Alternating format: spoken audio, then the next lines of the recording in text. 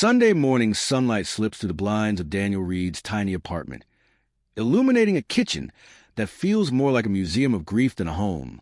He sits motionless at the wooden table, hands wrapped around a mug of cold coffee he forgot to drink hours ago. In front of him stands a framed photograph of Emily, taken the day before she vanished, her smile warm, her eyes full of trust, her head leaned gently against his shoulder.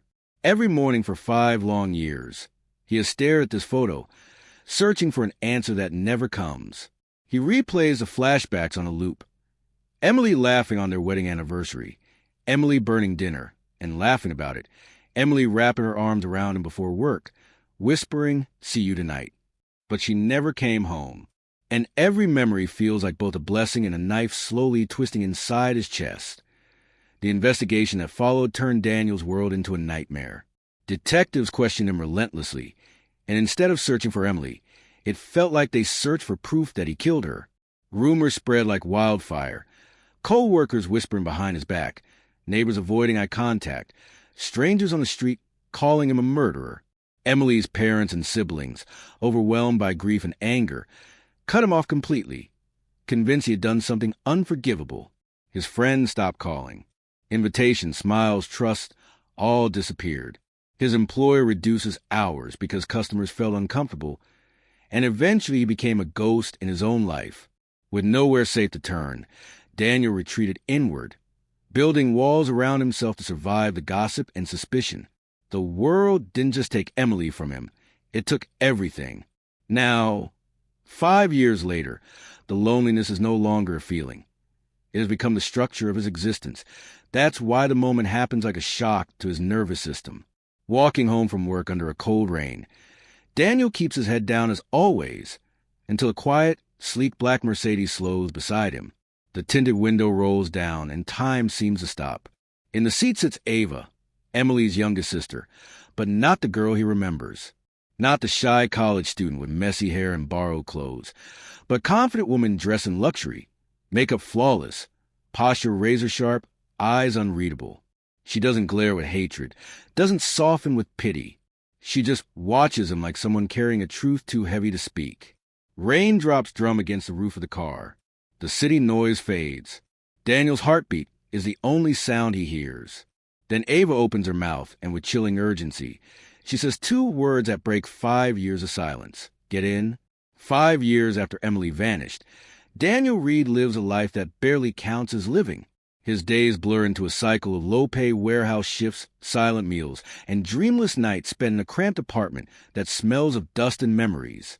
He speaks to almost no one, not because he hates people, but because he has learned that people already decided who he is. To them, he's the man who destroyed Emily's life, the husband who pushed her too far, the reason she disappeared. But Daniel knows the truth. He loved her more than anything, and he didn't do this. Still, love doesn't prove innocence, not in the eyes of the world. Slowly, he stopped defending himself, stopped answering questions, stopped hoping for closure. He learned to live quietly, like someone serving a sentence without prison bars. Every day hurts, but every day looks the same, so the pain becomes routine. Ava used to be the quiet shadow of the room, the shy younger sister who stuttered when speaking to strangers, wore thrift store clothes, and hid behind Emily whenever attention fell on her. Daniel remembers her as gentle, insecure, soft-spoken. Yet now she sits behind the wheel of a luxury Mercedes like she belongs there. When he gets into the car, a suffocating silence stretches between them, as though both are afraid to acknowledge the weight of 5 years. Ava doesn't explain where they're going. Daniel doesn't ask why she came. She only breaks the silence once, whispering, "I need you to trust me. Just once." The car eventually reaches a guarded residential tower, biometric gates, security cameras, and uniformed staff greeting Ava with formality. Inside her penthouse, polished marble and gold accent scream wealth.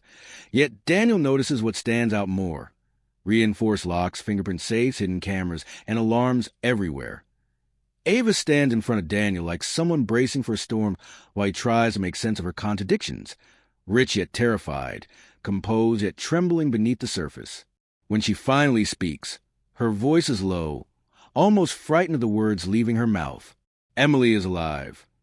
Daniel goes still. His knees weaken. His heart thunders so violently he can barely hear the room around him.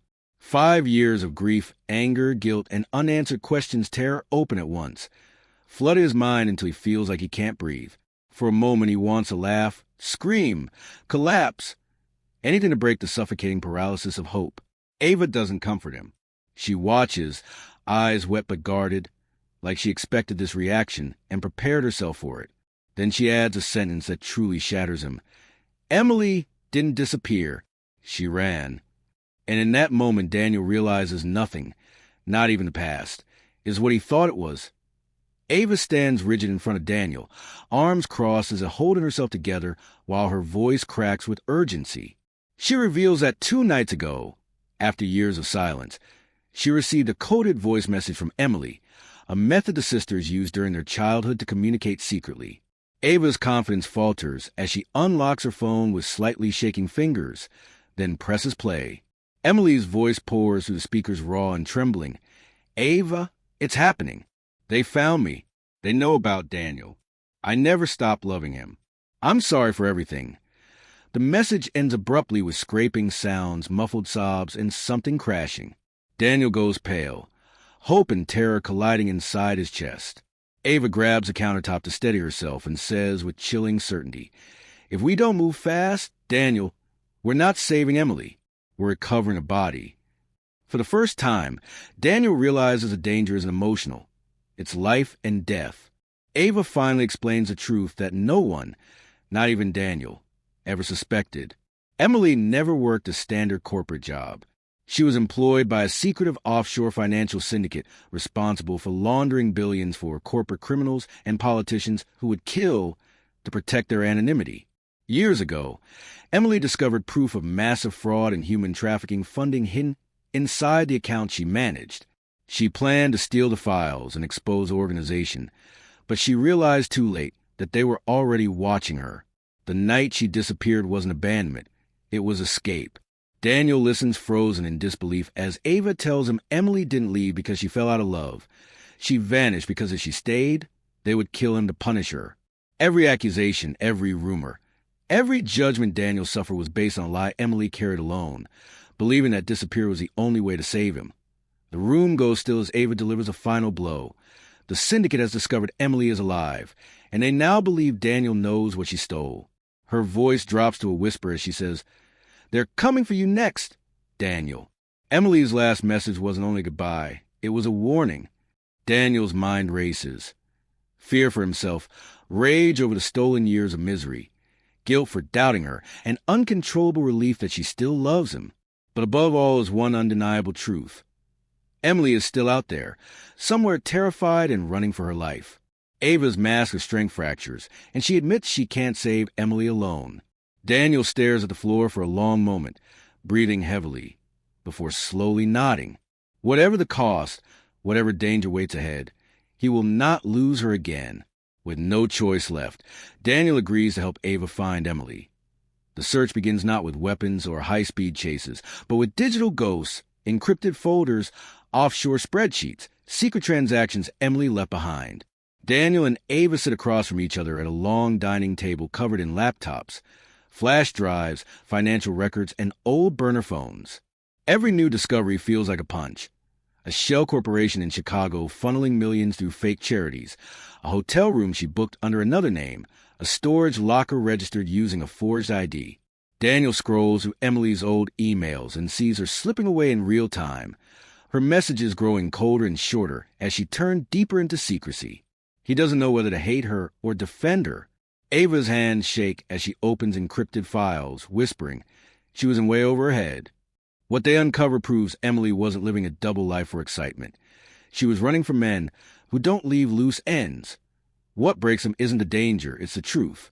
Daniel resents Emily for leaving him in a world that chewed him up and spit him out, for letting him drown in guilt and accusations while she ran. Meanwhile, Ava blames herself for not seeing the warning signs, for being too young, too timid, too reliant on Emily to survive. Their conversations swing violently from partnership to resentment, from loyalty to blame. Daniel snaps, "If she trusted me, she wouldn't have disappeared." Ava fires back, If she trusted anyone, she wouldn't have been forced to live a lie. The tension becomes unbearable, yet neither walks away. While they decode messages and cross-reference accounts, they begin to notice strange patterns. The same cars showing up behind them, blocked calls at midnight, power cuts that hit the penthouse only. The investigation isn't just uncovering the past. It's attracting attention on the 8th day of searching. Ava reveals a truth she has been fighting to say, a truth that crushes Daniel more brutally than the coded message ever could. Emily didn't only run to protect him, she was pregnant. Daniel goes silent, the world tilting beneath him as pain, hope, betrayal, and longing collide inside his chest. He never knew. He never got the chance to be a father. For a moment, he can barely breathe as the questions attack him. Did Emily leave because she feared the criminals? Or because she feared him? Did she think he'd fail as a husband or as a father? Ava's voice breaks as she says Emily wrote in her files that the baby must survive at all costs. The stakes shift instantly. They aren't just searching for Emily anymore. They're racing to find a mother and a child who may be living in the shadows or running for their lives. The abandoned waterfront warehouse smells of metal, salt water, and danger, the kind of place where no one screams for help because no one expects to be heard. Daniel and Ava slip inside through a rusted side door and freeze behind stacked cargo crates. In the center of the warehouse, under harsh industrial lights, Emily stands at a negotiation table surrounded by syndicate representatives. But she isn't chained, bruised, or begging for mercy. She's bargaining, exchanging the stolen data file for her life and for the safety of her daughter. Daniel steps forward before Ava can stop him, unable to believe he's finally seeing Emily after 5 years. She turns, her breath catching in her throat, her eyes wide. But instead of relief, horror flashes across her face. Daniel, no, you shouldn't be here. Whatever deal she was about to secure begins crumbling the moment she sees him. The syndicate boss steps closer, amused by the emotional eruption. Daniel demands to know why Emily never contacted him about their child, and the silence that follows is more violent than any scream. Emily's voice trembles as she reveals the truth she's buried under 5 years of lies. Daniel isn't the father. The syndicate boss is. The affair wasn't romance. It was a mistake. One terrible lapse in judgment that became the perfect weapon for blackmail. Emily had tried to leave the syndicate afterward, and that's when they discovered the pregnancy and used the child as leverage to force her loyalty. Daniel collapses emotionally, unable to process the betrayal layered under love. Ava, shattered, whispers, "You lied to all of us." Emily sobs, insisting she always loved Daniel, that she never meant to hurt him, that everything she did afterward, the disappearance, the secrecy, was to protect the child. The tension snaps like glass. One of the syndicate guards panics, thinking the deal is falling apart, and fires the first shot. Chaos detonates instantly. Gunfire echoes across the warehouse as crates splinter and metal sparks from ricochets. Ava dives to the floor. Daniel grabs her, and they try to crawl toward cover, but a second gunman aims directly at Ava. Without hesitation, Emily throws herself in front of her sister, taking the bullet to the chest. For an instant, everything stops. Daniel catches her as she collapses, his hands trembling as warm blood spreads across his shirt. Emily's breath shortened, her eyes filled with pain and regret. In her final seconds, she whispers, "Please, don't hate our child. I know I don't deserve forgiveness, but don't let her be punished for my sins." Daniel holds her as life slips away, realizing this ending was written long before he arrived. Daniel and Ava drove through the night with Mia asleep in the back seat, her small hand holding Emily's necklace, the last thing left of her mother's courage. Every mile they covered was a mixture of fear and relief, and neither of them spoke until they reached a remote safe house. While Daniel guarded Mia, Ava leaked every file, recording, and confession Emily had collected. Within hours, the news exploded. Arrests happened rapidly. The criminals dragged out in handcuffs while the dark network crumbled. Yet Emily's role in it all never made the headlines. By her family's wish, there were no cameras, no controversies. Only a quiet funeral with a single violin playing. Daniel kissed her forehead one last time and whispered, "I'm proud of you," feeling the weight of love, regret, and goodbye shatter inside him. In the month that followed, Daniel lived inside a storm. Grief hit him in waves. Confusion, anger, guilt, and longing all crashing together. Every corner of the house reminded him of Emily. There were days he accidentally set the table for two, days he woke up thinking she was still alive. But Mia, without knowing it, kept him breathing. She would tug at his sleeve and ask to be pushed on the swings, ask him to braid her hair, or sit on his chest during his worst nights and whisper, "Daddy, don't cry." Slowly, the pain didn't fade but softened, replaced by purpose. He began learning how to tie bows, pack snacks, and read bedtime stories with funny voices. Whenever he nearly drowned in grief, Mia pulled him back, not by force, but with love so simple and innocent that it felt like oxygen. Ava never planned to become part of their home, but life wrote it differently. She began as a helper, doctor appointments, school meetings, emotional support, yet slowly she became family. There were moments when Daniel saw glimpses of Emily in the way Ava defended Mia or encouraged her confidence, but he learned not to compare, not to hold on to what used to be. He released the fantasy of the perfect marriage he once mourned, choosing instead to honor Emily by becoming the father Mia deserved. One sunny morning, Mia called out, "Daddy, Ava, come here," and held both their hands as if she had decided the future for them. Daniel didn't know whether this was love, partnership, or destiny, but he knew one thing. They were not broken anymore. They were healing together. Years passed quietly, and life reshaped itself without asking permission. Mia, now older and full of boundless confidence, stood in front of Daniel wearing her school uniform, backpack too big, hair tied neatly, eyes sparkling with excitement. Daniel knelt down, his fingers gently tied her shoelaces the way she liked, double knot, so they never come undone.